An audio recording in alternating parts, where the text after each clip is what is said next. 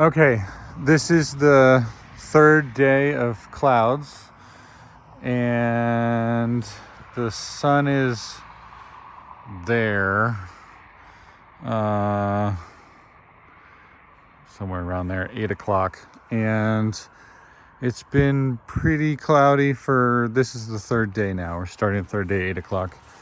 So I had to do a medium-sized welding project yesterday in the clouds. So I kind of wore down some of my storage. So I whacked up this inverter in the van. This is my electric transit van. It's got a 67 kilowatt hour traction battery under the floor and a 12 volt battery under the seat. And it has to be engine off, key on. Ford does this weird like cranking thing where you have to like crank the van to start it, which is kind of weird. So this inverter has been at 12.8 volts and 1.25 kilowatt hours, or excuse me, 1.25 kilowatts for about 17 hours now, since 3 o'clock yesterday afternoon, or 1500 yesterday afternoon. And so 17 hours.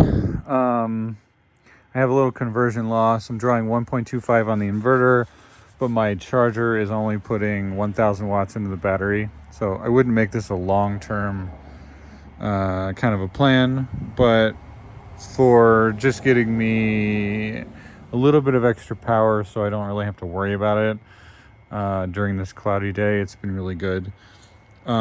Because the van has to be on, it's sort of wasted some more power than I needed to.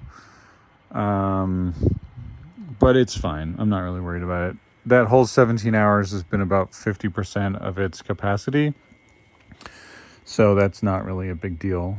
So this cord runs out the back door of the van. I was able to smush it in the smushy gasket. These gaskets are pretty big. Without any real danger of the wire. Let's see. Here it is again, coming out of the van. And then it runs over here. Look at it, kept the snow off of the area. It's not hot, but it's also not frozen. So it's not even warm really to the touch. And it runs up to this charger here. Boop. Which is this Ames charger. I really like this charger. It's got a variable output, which like with a knob on it, so you can quickly adjust from like 0 to 1000 watts, which is really great. And I've got a little Anderson connector on it, and then I made this adapter, and it's charging the battery on the second circuit here. And then this is a Solark 5K 2-pole version. This is actually running our car charger. So when we plug the car in here, or the van, I've been using this charger for the van with this adapter because the Ford charger doesn't work, which is funny. And the one that comes with it doesn't work. So go Ford.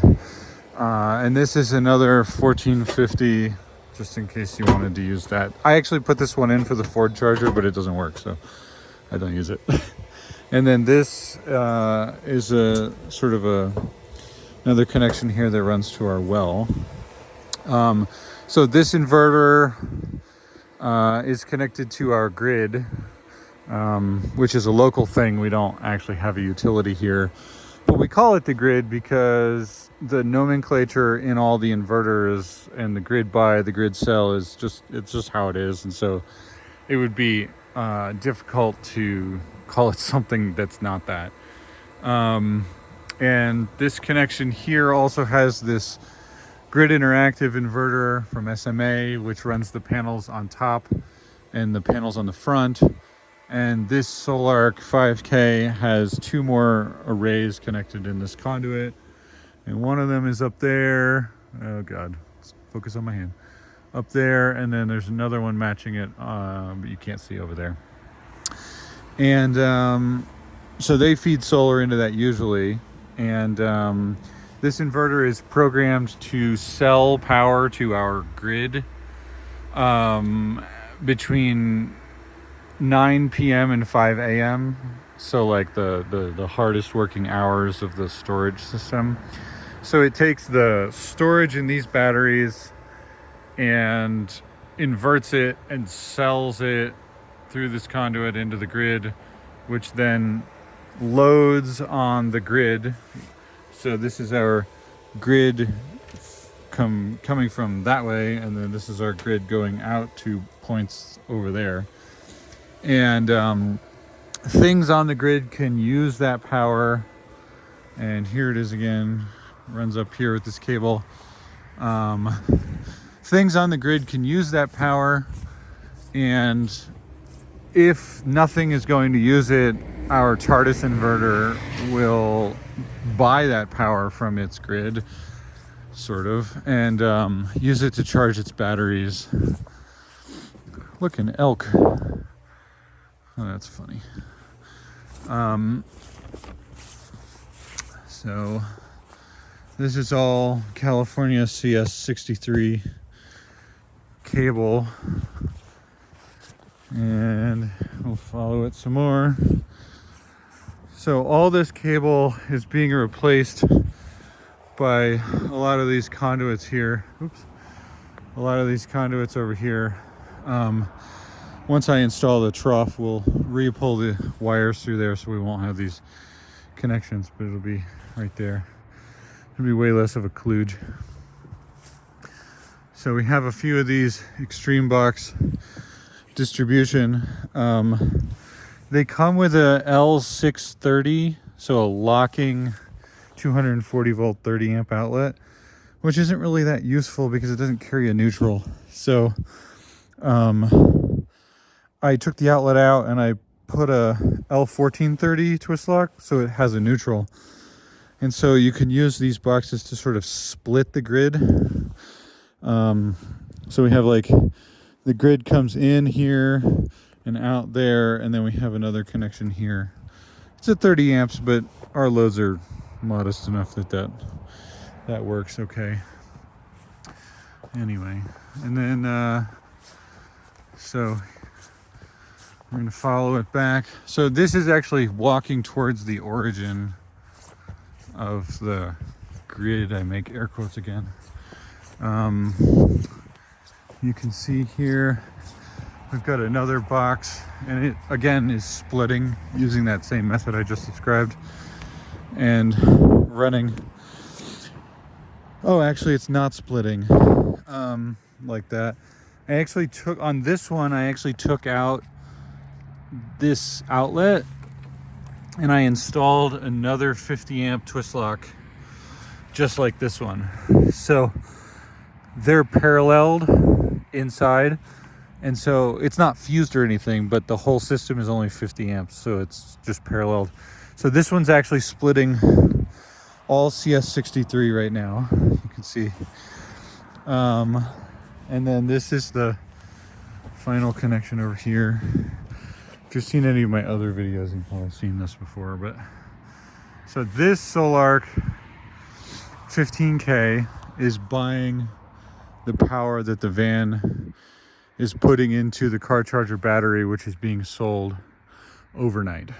So that's the system. And our base load last night was 500 watts. So when our heat pump came on, it went up to about 1100. And so the net effect was that half the time this inverter was charging in these batteries, and half the time it was basically covering our base load with the heat pump on. So this inverter for the last 8 hours overnight, not last, but the 8 hours overnight from 9 p.m. to 5 a.m. was basically running from charging at 500 watts, these batteries, to maybe drawing 50 watts and then back to charging at 500 watts. So it was receiving a negative input flow from the grid, which I just walked you through on my fancy bunch of cables. I've been dragging those cables around this job site for quite a while. I'm going to be excited to retire some of them to the container. So this is the slick array, which you've definitely seen. And so these are undergrounds. This is an 1.5-inch conduit that's going to tie into the TARDIS, and a data conduit to take data down to the barn over there. So yeah, this is the thing. So I ran that overnight and it was a great success. So go conversion loss. It's a lot of conversion, because not only all that stuff I just described before, but then this is actually charging the batteries, and then there's a round trip conversion loss, because then later it takes it back out of the batteries. But all that said, I think it was a good success, and this is the first time I've used it, and I really enjoyed it. And you know, this afternoon I'll go charge the van, and the sun's going to come out tomorrow, and we're going to be all good.